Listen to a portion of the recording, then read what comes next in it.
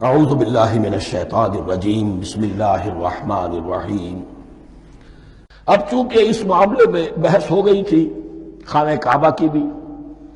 پھر اسی میں مقام ابراہیم کی بات آ گئی تھی،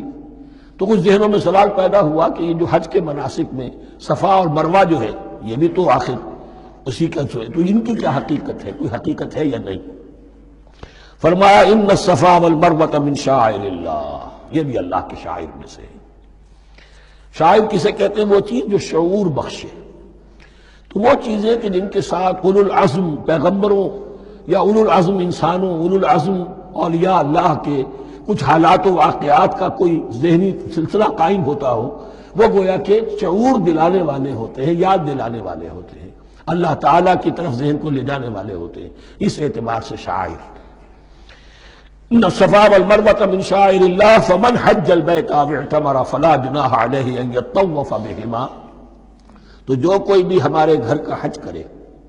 بیت اللہ کا حج کرے یا عمرہ کرے، اعتمر،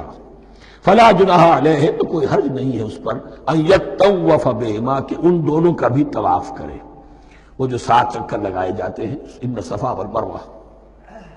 ومن تطوع خیر، جو شخص جان بوجھ کر بھلا کام کرتا ہے، فإن اللہ شاکر علیم، تو جان لو اللہ بڑا قدردان ہے۔ اب شکر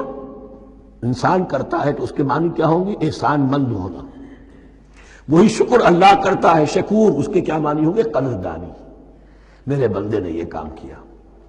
میرے بندے نے میرے لیے یہ محنت کی، یہ قربانی دی۔ ان اللہ شاکر علیم، اور جانتا ہے، چاہے کسی اور کو پتہ نہ چلے، اسے تو معلوم ہے۔ اگر تم نے اللہ کی رضا جوئی کے لیے کسی کو کوئی مالی مدد دی ہے اس حال میں کہ جو کچھ داہنے ہاتھ نے دیا ہے بائیں کو بھی خبر نہیں ہونے دی، خدا یہ کہ کسی اور انسان کے سامنے اس کا تذکرہ ہو، تو اب یہ جو ہے اللہ کے تو علم میں ہے۔ اگر تو اللہ سے اجر و ثواب چاہتے ہو تو اس کا ڈنڈورا پیٹنے کی کوئی ضرورت نہیں، اور اگر تم نے لوگوں کو دکھانے کے لیے کیا تھا تو وہ تو شرک ہو گیا، لائبلٹی ہو گئی۔ ان الذین یکتمون ما انزلنا من البینات، اب یہاں پھر کچھ آخری یوں سمجھیے کہ یہ اب جس کو کہتے ہیں موپنگ اپ آپریشن، بات مضمون تو پورا ختم ہو گیا لیکن کچھ نہیں صحیح چیزیں ابھی ہیں سابقہ امت مسلمہ کے بارے میں کہنے کی، وہ مزید ایڈ کی جا رہی ہیں۔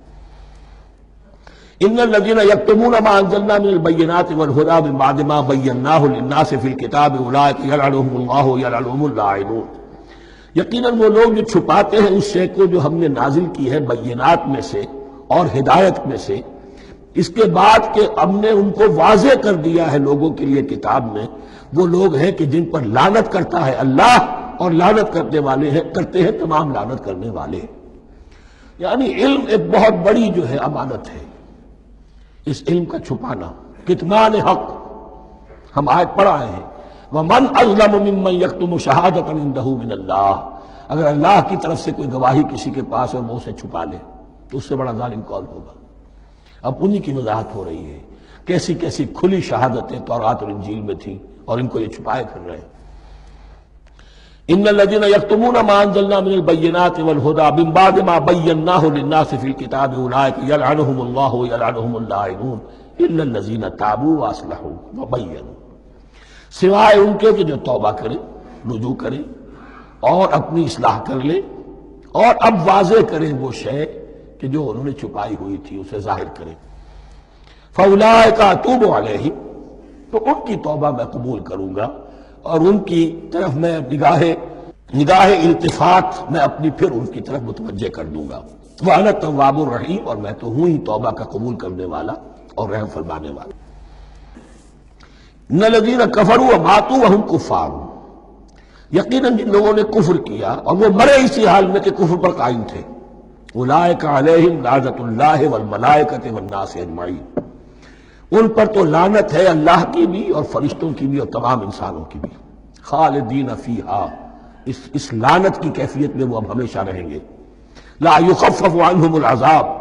نہ ان پر سے عذاب کے اندر کوئی کمی کی جائے گی، ولا ہم ینظرون، نہ انہیں کوئی مہلت ملے گی کہ عذاب کا تسلسل ذرا سی دیر کے لیے وقفہ ہو جائے، سانس لینے کی مہلت مل جائے، ولا ہم ینظرون۔ وَإِلَٰهُكُمْ إِلَٰهٌ وَاحِدٌ، سن لو تمہارا الہ اور معبود ایک ہی الہ ہے، لا الہ الا هو الرحمن الرحیم، اس کے سوا کوئی الہ نہیں ہے، اور وہ رحمان ہے اور رحیم ہے۔